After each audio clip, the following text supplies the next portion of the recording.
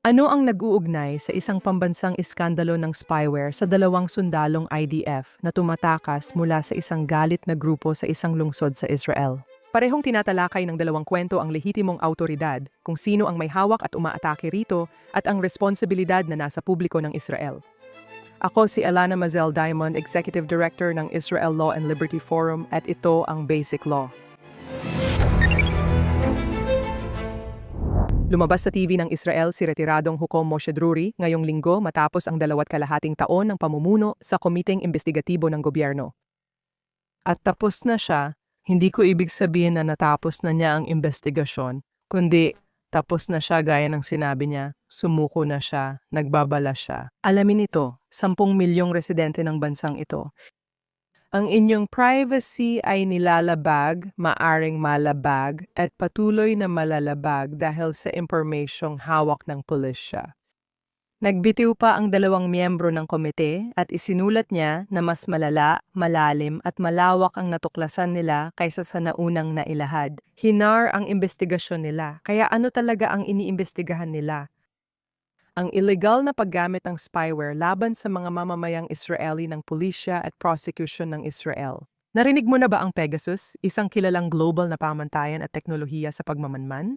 Tahimik itong pumapasok sa telepono mo, hindi mo kailangang mag-click ng spam na link. Binabasa nito lahat, mensahe, tawag, larawan, mikropono at lokasyon. Nagagawa nitong gawing long-range listening device ang telepono mo. Maaaring biglang mapasa kamay ng iba ang iyong buhay at wala kang kaalam-alam ngayon. Noong Enero 2022, iniulat ng Calcalist na ginamit ng pulisya ng Israel ang Pegasus laban sa mga mamamayan ng walang warrant, kabilang ang mamamahayag at mga may kaugnayan sa paglilitis kay Benjamin Netanyahu. Itinanggi ito ng pulisya. Nag-utos ang Attorney General ng internal na pagsusuri kay Deputy Amit Merari at kinilala ng ulat ng komite na lumampas ang pulisya sa kondisyon ng warrant. Ibinunyag ng mga pagdinig sa Knesset na sinubukan ng pulisya mahawahan ng spyware ang mahigit 1,000 telepono at ilang beses lang ito ipinagbawal ng korte. Kaya mainit itong usapan ngayon dahil tinatamaan ang sentro ng mga karapatang sibil. Ayon sa mga kritiko, hindi tunay na pangangasiwa ang internal na pagsusuri sa ulat ni Merari. Kaya noong Agosto 2023, bumuo ang gobyerno ng isang independenteng komite kasama si Hukom Drori, isang dating mataas na opisyal ng intelihensya at isang dating pambansang tagapagtanggol ng publiko. Ngunit bago sila magsimula, nagsampa ng kaso ang mga aktivista at dating pinuno ng seguridad para pigilan sila dahil maaring isiwalat ng komite ang mga lihim ng pambansang seguridad sa investigasyon. Napatigil ang mga proseso. Sa mahigit 2 taon, 23 beses humiling ng extension ang punong abogado ng Estado para maisumite ang sagot. Isang beses, pinagmulta ng mahistrado ang opisina ng 20,000 shekels dahil sa asal nito, habang tumanggi ang mga autoridad na magbigay ng dokumento at ipinagkait ang pagdalo ng saksi. Habang nangyayari ito, nagsagawa rin ng audit ang tagasuri ng Estado sa pagmamanman ng pulisya at inilabas ito noong nakaraang buwan. Ipinakita ng ulat ang matinding pagkukulang. Walang bahagi ng sistemang pangkatarungan ang nakaligtas. Bukod sa ilegal na paggamit ng spyware, sa 40% ng mga kasong sinuri, natuklasan sa ulat na ang mga opisyal ay nangalap ng impormasyong alam nilang labag sa batas. Nalaman din niyang minsan ay nilampasan ng pulis ang mga teknolohikal na pananggalang ng manumano. Kasama sa mga target ang mga mamamayan na hindi pinaghihinalaan ng anumang krimen at pati na rin ang mga menor de edad. Hindi lang mga pulis ang sangkot. Inaprubahan ng korte ang 72% ng 14,000 surveillance requests, kaya may tanong sa epektibong pagbabantay. At paano naman ang opisina ng Attorney General? Ayon sa ulat, hindi nito naunawaan ang kakayahan ng surveillance, nagkamali sa legal na pag-apruba, at hindi kusang naghahanap ng impormasyon tungkol sa aktwal na paggamit. Dagdag pa, mahalaga itong issue na nakaapekto sa lahat ng kasangkot. Hindi nagpasa ng batas ang Knesset para protektahan ang privacy ng mamamayan laban sa mabilis na pag-unlad ng spyware technology. Ang 2026 JNS International Policy Summit ay gaganapin mula Abril 15 hanggang 17 sa Waldorf Astoria sa Jerusalem. Magparehistro na ngayon sa jnssummit.org at gamitin ang coupon code na JNSTV. Yan ay JNSTV, isang salita, upang makakuha ng 20% diskwento sa lahat ng ticket. Sana makita kita sa Jerusalem. Dahil hindi pa rin umuusad ang kaso sa Komisyong Drury, nagmungkahi ang Korte Suprema ng kompromiso sa investigasyon noong Pebrero 2026. Iminungkahi nito na suriin lamang ng komite ang mga saradong kasong kriminal. Ngunit ang pagpapasya kung alin ang bukas o sarado ay nakasalalay sa Attorney General na siya ring theoretical na iniimbestigahan. Makalipas ang kaunti, nagbitiw ang tatlong miyembro ng komite at inihatid ni Drury ang kanyang mabigat na hatol sa 10 milyong tao. Kung iniisip mong ang panayam ni Drury ay tunggalian lang ng politika at hustisya, makatwiran ang tanong mo, sinusundan mo rin naman ang balita nitong mga taon. Pero nakakakumbinsi ang pagbibitiw ng buong komite at higit sa lahat matagal nang may mga issue sa pangangasiwa ng prosecution. Sa loob ng mga dekada, gumana ang prosekusyon ng Israel ng walang malayang pangangasiwa. Noong dekada 90, nagbabala si Ruth Gavizon na masyadong nakatuon sa Attorney General at Estado ang kapangyarihan sa Israel. Ayon sa prosecutor, isa itong sektang nagpapanatili sa sarili ng kulang sa tamang demokratikong balanse. Noong 2014 matapos ang ilang taon ng mga reklamo, nagtatag ang Israel ng independenteng tanggapan ng pangangasiwa at itinalaga si retired Hukom Hila Gerstel bilang pinuno. 24 na taon siyang nasa sistemang legal, kaya akala mo ayos na ang problema, pero hindi pala. Binoykot ng prosekusyon ng Estado ang opisina ni Gerstel. Nang nais niyang ilabas ang ulat tungkol sa maling gawain ng mga taga-usig sa isang kaso, nagpetisyon ang mga senior prosecutor sa Korte Suprema para hadlangan ito. Nag-strike ang asosasyon ng mga taga-usig. Nagbitiw si Gerstel sa loob ng 2 taon, bagaman nagpatuloy ang opisina pagkatapos ng kanyang panunungkulan. Sa panayam, sinabi niya, pakiramdam ko na parang pumutok ang bulang tinitirhan ko, ng 24 na taon. Ngayon, ang lumalabas sa parehong kwento nina Drury at Gerstel na higit isang dekada ang pagitan ay isang legal na institusyon na lubos na tumatanggi sa panlabas na pagsusuri. Habang sinasabi ng ilan na kailangan ang ganitong kalayaan para mapalakas ang rule of law, sa mga kasong ganito, kabaligtaran ang epekto ng kanilang pagbubukod. Ganito kasi hindi lang ilang legal na institusyon ang may ganitong problema sa kultura. May malawak na problema sa pamamahala ang Israel na umaabot hanggang sa napaka-tribal nitong lipunan, kung saan bawat tribo ay may kanya-kanyang pananaw tungkol sa hustisya. At sino ang namumuno rito? Ngayon, depende sa pananaw mo sa politika, madali kang makakaisip ng mga halimbawang may mga grupong kumikilos laban sa autoridad ng Estado. Pumili ka na lang. Ngayon, simulan natin ang ikalawang kwento, lalo na ang nangyari linggo sa Bnei Brak.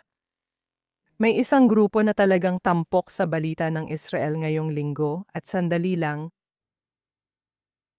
Dahil matindi talaga ito. Nayanig ang Israel nitong linggo nang lumabas ang video ng 2 babaeng sundalong Israeli na hinahabol sa mga kalye ng Bnei Brak. Hinahabol sila ng grupo ng galit na Haredi na mga lalaki. Ang mga sundalo mula sa education course ay bumisita para sa kapakanan ng iba, ngunit kumalat ang chismis na sila raw ay military police na may dalang draft notice. Nagkubli ang mga sundalo sa likod ng basurahan, hinihintay ang pagsagip ng pulis. Isang sasakyan ng pulis ang itinumba, isang motorsiklo ang sinunog, 26 na tao ang inaresto at karamihan ay pinalaya. Kaya agad lumabas ang mga pagkondena mula sa iba't ibang grupo ng politika, pati ilang kilalang Haredi. Narapat lang lahat iyon, pero pareho rin namang walang saysay para sa mga gumawa. Karamihan sa mga nag-riot ay mula sa grupong Peleg Yerushalmi, ang Jerusalem faction. Isang Haredi splinter group ito na lumitaw 14 na taon na ang nakalipas, na nahati dahil sa tanong kung dapat bang makipag-ugnayan sa Estado. Alam mo, ilang dekada nang nakikipag-usap ang pangunahing pamunuan ng Haredi para sa exemption, pondo at partisipasyon sa pamahalaan. Itinuturing ng Peleg na nakamamatay ang pakikipag-ugnayan dahil tingin nila nais ng Estado gawing sekular ang mga Haredim. Yun na yon. Para sa kanila, ang pakikisalamuha sa Estado ay hindi protection kundi panganib.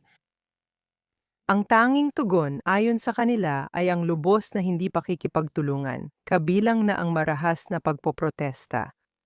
Pinunduhan ng pribado, nagtayo ang Peleg ng mga infrastruktura para hindi umasa sa Estado, tulad ng Emergency Alert Network na nakita natin noong linggo, legal na depensa, at mga paaralang hindi pinopondohan ng Estado. Sa ganitong paraan, na-neutralize nila ang pressure mula sa Estado. Bago ang digmaan, humihina na ang Peleg sa komunidad ng Haredi. Sabi ng mga kasamahan kong Haredi, sobrang inis sila sa pagiging ekstremista at kalokohan ng Peleg, kaya mas marami sa komunidad nila ang kumakampi sa mga pulis kapag may gulo ang Peleg. Ipinaliwanag din nila na dahil sa digmaan, muling naging malaking issue sa politika ang matagal ng usapin tungkol sa draft ng Haredi.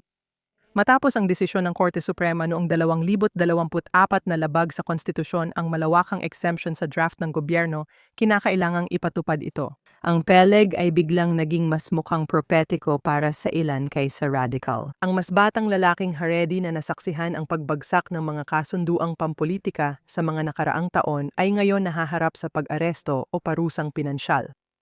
Mas mahirap ng tutulan ngayon ang argumento ng Peleg na walang kasunduang magtatagal. Ang lohika ng ganap na hindi pakikipagtulungan ay nagbigay ng lakas, pagkakakilanlan at atraksyon sa dating mahina na grupo. Bagamat kaunti pa rin sila kumpara sa populasyon ng Israel, malakas ang kanilang boses at naririnig ang mensahe nila. Hindi ko direktang inihahambing ang Peleg at legal na sistema, gusto ko lang linawin ang isang punto. Alam nyo, ngayong linggo lang naranasan ng Israel ang matitinding pagyanig na nagmula sa dalawang grupo na kumikilos batay sa magkaibang pananaw tungkol sa lehitimong awtoridad. Para sa kanila, hindi ito nakasalalay sa demokratikong halal na pamahalaan. Naniniwala ang legal na institusyon na ito ay batay sa professional na kaalaman, mga prinsipyong constitutional mula sa korte, at pamamayani ng batas ayon sa interpretation ng korte kapag sinusubukan ng mga politiko na kontrolin ang mga taga-usig. Marami sa legal na sistema ang naniniwala na ang demokratikong supervision sa legal na paghatol ay maaaring makasira sa pamamayani ng batas.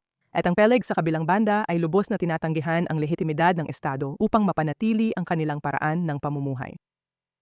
Ngayon, ang solusyon ay dapat politikal at isinusulong ng malawak na kasunduan. Para sa akin, hindi naman talaga magkaiba ang opinyon ng kanan at kaliwa sa mga pangunahing issue. Kailangan ng pamamahala ang prosecution at dapat maisama pa ang mga Haredi sa lakas paggawa at sandatahang lakas. Pero nabigo ang politikang nahahati na tugunan ang imperialismo ng sistemang legal o ang pangangailangan ng draft. Sa pagpasok ng taon ng eleksyon, mahalagang tandaan na dalawang issue ang pangunahing prioridad ng mga botanteng Israeli. May posibilidad na sa eleksyong ito, o mas malamang, sa susunod pa, lilitaw ang bagong uri ng politika. Isang politikang seryosong isinasaalang-alang ang ideya ng pambansang interes. Hindi lang ito tungkol sa paglaban sa dayuhang kaaway. Kahit gaano katatag o kasarado ang dalawang kulturang nabanggit ko, dalawa lang ito sa marami pa. May isang kultura na kayang magbago at tingin ko kontrolado natin ito. Yan ang Zionistang boto ng Israel mula kanan hanggang gitna kaliwa at posibleng higit pa roon. May potential tayong magtulungan para makabuo ng bagong agenda na tutugon sa mahahalagang issue ng demokratikong pamamahala para mapanatiling matatag ang bansa. Maaring mukhang inosente iyon, kaya gusto ko lang tapusin sa pagbanggit sa mga mas nakakaangat sa akin. Sikat si David Ben-Gurion sa pagsasabing sa Israel, kailangang maniwala sa himala para maging realistiko. Gusto kong baguhin ng kaunti ang pahayag na yan ayon sa kasalukuyang pangyayari. Sa loob ng 77 taon sa mundo, nagpakita ang Israel ang napakaraming himala. Na-integrate namin ang mga imigrante na iba ang wika at kultura at nagtayo ng mga institution at condition na makakasira sana sa karamihan ng tao at bansa. Pinabunga namin ang disyerto, natutunan gumawa ng tubig mula sa hangin at matagumpay na nilabanan ang pinakamalulupit na kaaway sa mundo. Mga himala, nakamit natin ito sa biyaya ng Diyos at naging katuwang tayo rito. Yan ang realidad, yan ang susunod nating hamon. Kita tayo ulit sa susunod na linggo.